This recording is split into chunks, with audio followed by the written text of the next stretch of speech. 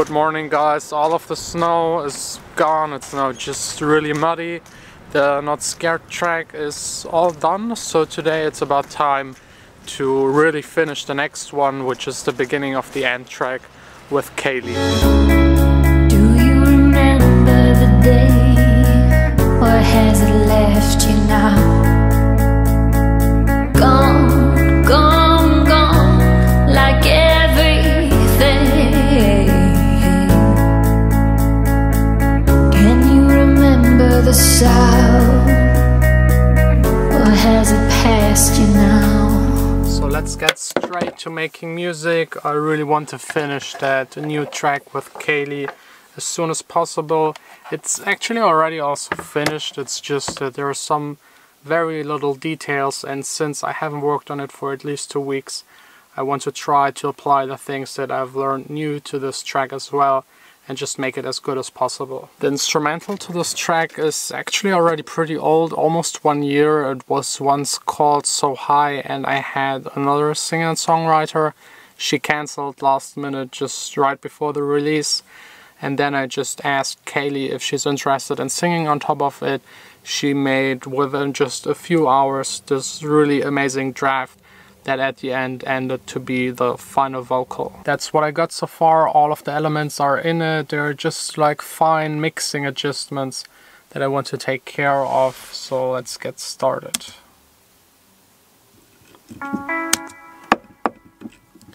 I completely forgot that my sound card is of course still not working.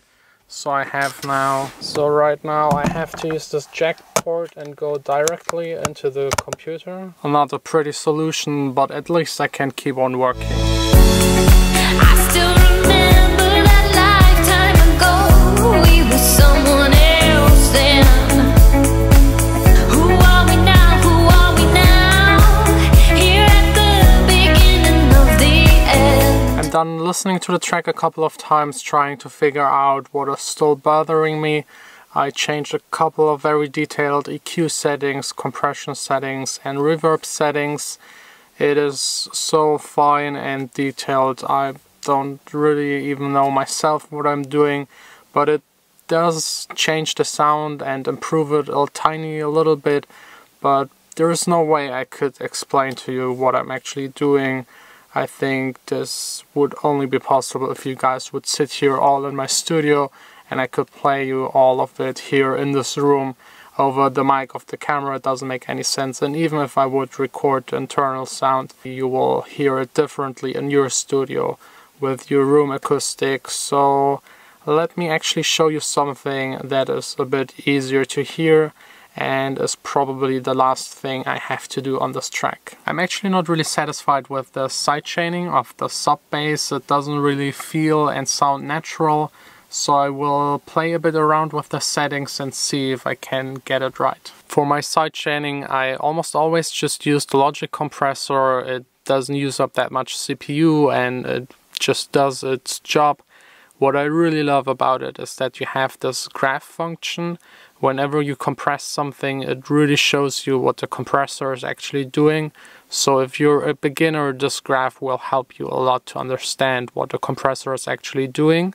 For example, here it's sidechaining the bass and it's triggered by the kick, and you can immediately see it here in the graph whenever I press play.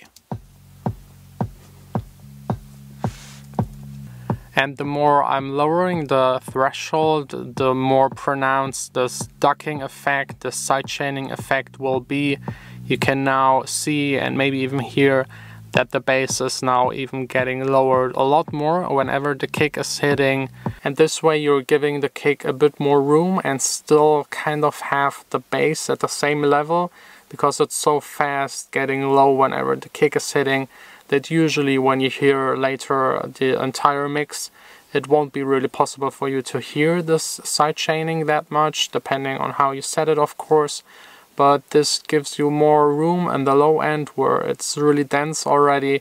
It's way easier this way to mix the kick and the bass, and it's an effect also used on pads and lead sounds that is very typical for electronic music. For example, let me select the strings here. Strings are not really the most typical sound to sidechain, so let me switch them for a pad sound. Just using here the Diva synth really quick, just a poly synth preset, opening the sound a bit.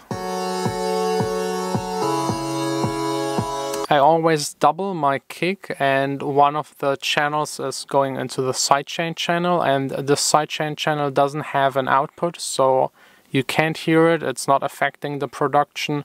I'm just using this to be able to select it here as a bus and trigger source for the compressor, so it's triggering the compressor, it's affecting the sidechaining on the source material, but you won't hear the kick. This way you're able to control the sidechaining separately, or when your production is all done and you just want to lower the kick by 1 dB, you can do so. It doesn't affect the sidechaining.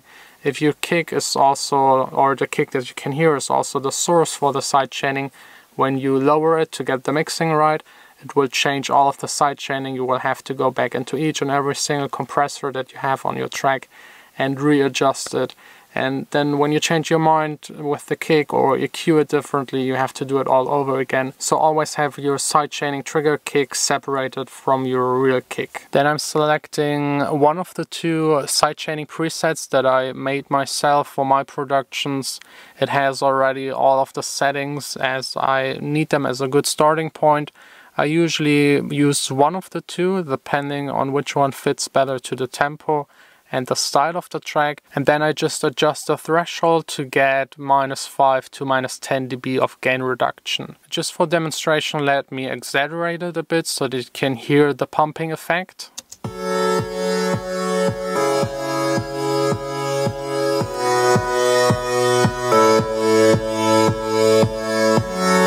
The sound is really getting ducked.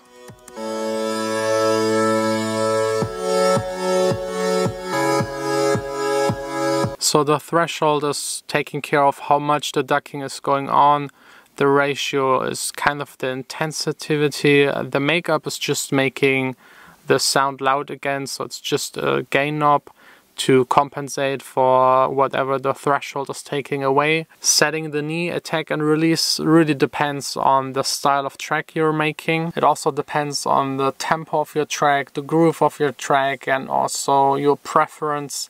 Attack and release can really ruin the entire sidechaining effect. And what I also sometimes do is changing the source of the sidechain. I usually have just the kick, but sometimes it just makes sense to use another sample, a percussion sample or a hi-hat sample with the length of the sample that is triggering the compressor for the sidechaining. You can also change how it's affecting the sound. If you're just using a very short kick, it will just leave room at the attack sound of the kick that you will actually hear. If you use a hi-hat, it will be a lot shorter than having a kick, so you can really play around with using different sources for the sidechaining. If you're using an older version of Logic where you have the old compressor that basically just has another design, there is still one button that I now can't find. It says gain and RMS, and if you're doing the sidechaining, never ever set it to RMS. It's not picking up the peaks, it's doing like the average, and with that setting it's impossible to get the typical sidechaining effect. Actually, for the first half year where I was producing electronic music, I just had it wrong in my sidechaining preset, and it always sounded really awkward and took me quite long to figure out what the problem was. There is also a way easier way, I think that's another one to make a track out of it. Okay, there's actually a way easier method to do the sidechaining with another plugin. I think I already showed it to you very briefly, but I will show it to you again. It's very handy, especially for beginners, to do the sidechaining with it. Way easier, way less settings than using the compressor, and you won't need a triggering source, so you don't have to route anything. It's very straightforward, but first of all, it's for me now time to keep on working on the track and also take care of some business things. I still remember that lifetime ago.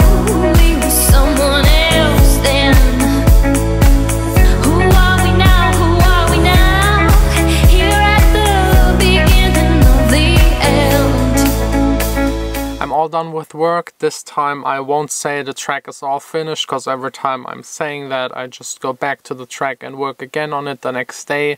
But it's far enough to send it out to my producer friends again and just see if they have any suggestions, if they still hear any mistakes. It's really important to get the opinion of other people that didn't work on the track, so that they just listen to it with fresh ears. They don't see the project whenever they're listening to it. When I listen to the track, I know what's coming next. So sometimes it's hard to see it with enough distance and really hear very obvious mistakes that might be still in the track. So before leaving the studio, let me show you this other plugin where you can do the sidechaining a little bit easier. So this right here is the LFO tool by Xfair Records. I think it's a software developing company and also a label by Steve Duda, and I think that mouse is also somehow involved in making these things, or at least promoting them and doing advertisement for it. One of the advantages of it is that you can really see what you're doing to the sound. This line right here just shows you the volume within one hit. So right now at the beginning where the kick is hitting, it's lowered and then fading in again just to be lowered again. You can also see it here on the side whenever I press play.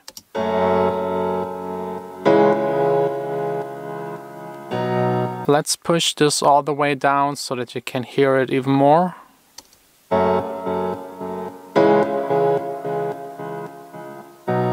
So this would be a really extreme sidechaining. It's cutting off the first half of every hit.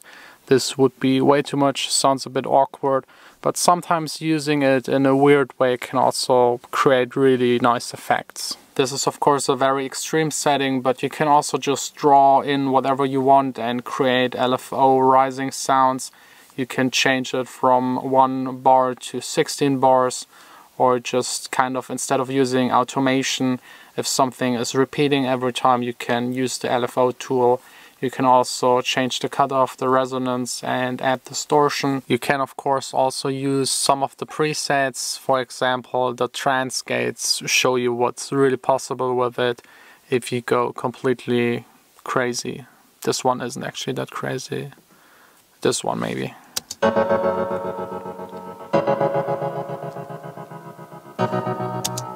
And now if I change the rate to maybe 4 bars,